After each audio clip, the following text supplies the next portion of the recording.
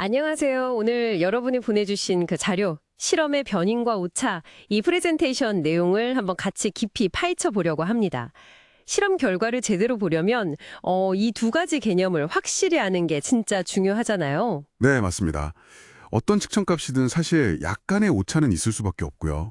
또 그 결과에 영향을 미치는 요인들, 이걸 변인이라고 하죠. 이걸 정확히 알고 통제하는 게 실험의 신뢰도에 아주 결정적입니다.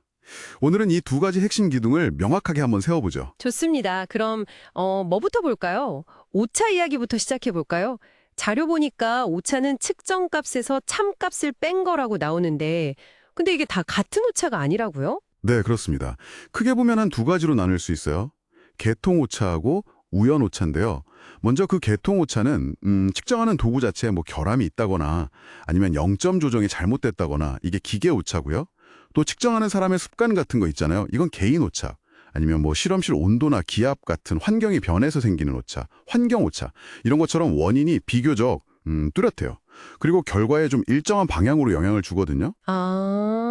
그래서 원인을 알면 교정하거나 보정할 수가 있어요. 이게 특징이죠. 아하, 그러니까 뭔가 좀 시스템적인 문제고 원인을 찾으면 고칠 수 있다 이런 거군요. 그럼 우연오차는 이건 완전 다른 건가 보네요. 그렇죠. 우연오차는 측정할 때마다 어떻게 될지 예측이 안 돼요. 불규칙적으로 그냥 발생하는 오차입니다.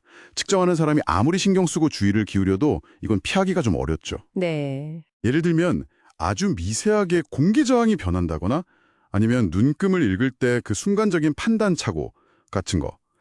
이런 건 어떤 경향성이 없어서 예측하거나 보정하기는 사실상 불가능합니다.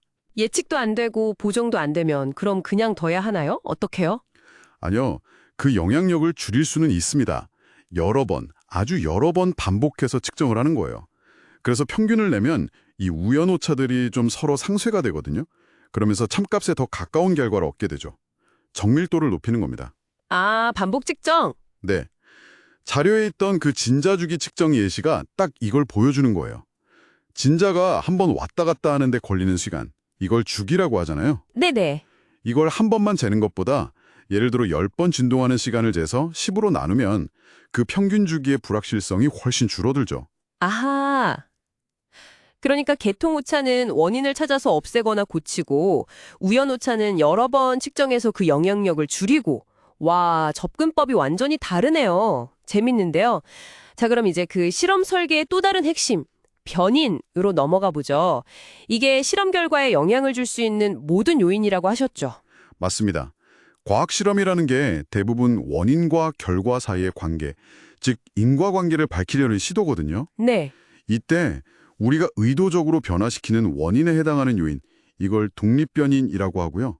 그로 인해서 달라지는 결과에 해당하는 요인, 이게 종속변인입니다.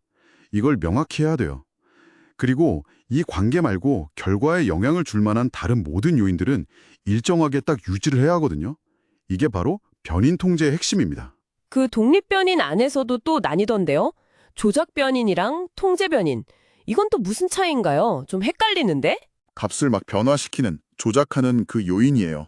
반면에 통제 변이는 이 조작 변인 말고 결과에 영향을 줄 수 있는 다른 독립 변인들이 있을 거 아니에요?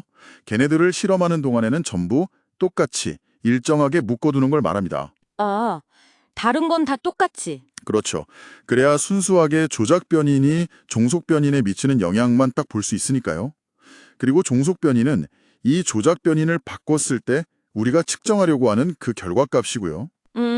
보내주신 자료에 있던 그 진자 실험 예로 들면 확 와닿겠네요. 진자 주기가 뭐 길이나 중력에 따라 달라지는지 알아보는 거였잖아요. 네, 맞아요.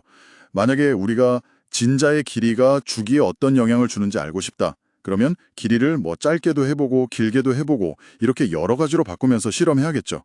이게 조작 변인. 네. 그 실험하는 동안에는 예를 들어 중력의 세기 같은 다른 요인들은 계속 똑같이 일정하게 유지를 해야 합니다. 이게 통제 변인이 되는 거죠. 그렇죠. 이때 길이를 바꿀 때마다 진자 주기가 어떻게 변하는지 재잖아요.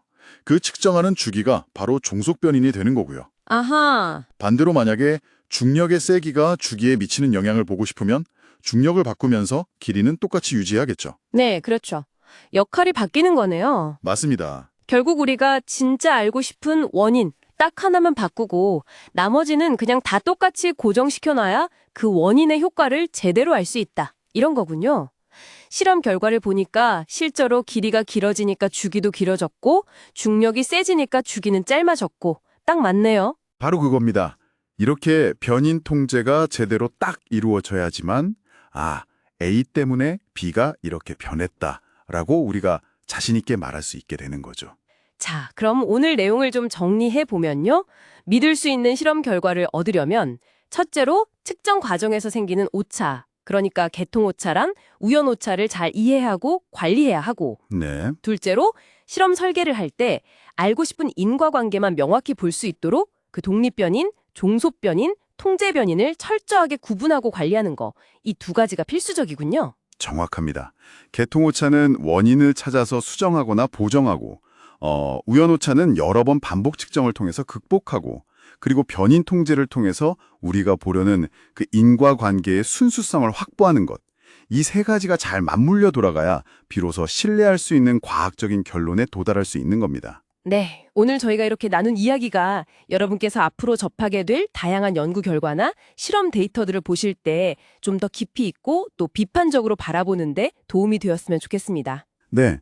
마지막으로 이런 질문을 한번 던져보고 싶네요. 만약 어떤 실험에서요, 우리가 통제해야 한다고 생각했던 변인 말고 전혀 예상치 못했던, 미처 생각지 못했던 다른 요인이 결과에 영향을 미치고 있었다면 어떨까요?